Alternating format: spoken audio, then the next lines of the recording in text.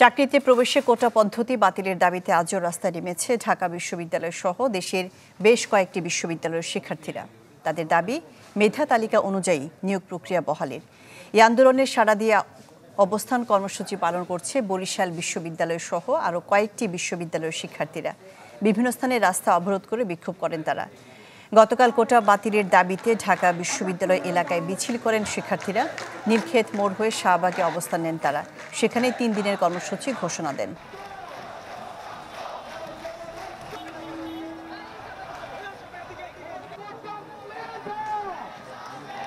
নগদের কাছে সব গ্রাহকই প্রিয়, তাই তো সারা দেশে ক্যাশ আউট চার্জ সবচেয়ে কম। আমরা দেখতে পাচ্ছি যে ঢাকা আরিচা মহাসড়কে অবস্থান করছেন জাহাঙ্গীরনগর বিশ্ববিদ্যালয়ের শিক্ষার্থীরা এবং আন্দোলনের সাথে একতা প্রকাশ করছেন। জাহাঙ্গীরনগর বিশ্ববিদ্যালয়ের শিক্ষার্থীরা কি বলছেন এই কোটা বিরোধী আন্দোলন নিয়ে? শাহনাজ, কোটা প্রথা বিলুপ্তির দাবিতে আসলে 2018 সালে যে আন্দোলনটি করা হয়েছিল কোটা বিলুপ্তির দাবিতে, তারাই কিন্তু তাদের উত্তরসূরি যারা রয়েছেন আজকে জাহাঙ্গীরনগর বিশ্ববিদ্যালয়ের শিক্ষার্থীরা, তারা কিন্তু ওই একই রকম দাবি নিয়ে তারা মূলত এই মহাসড়ক ঢাকা আরিচা মহাসড়ক অবরোধ করে রেখেছেন।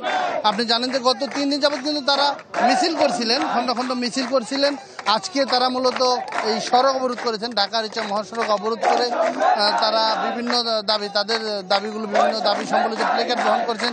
সেখানে তারা বলছিলেন যে কোটা প্রথা খবর দে, সারা বাংলা খবর দে, এবং বিভিন্ন ধরনের, অর্থাৎ কোটা বিলুপ্তি 2018 সালে যেই কোটা বিলুপ্তি করা হয়েছিল, তারা বলছিল তাদের ভাষায় যে কি সফল আন্দোলন, সেই আন্দোলনের পরিপ্রেক্ষিতে কিন্তু এখন তারা আবারও মাঠে নেমেছে।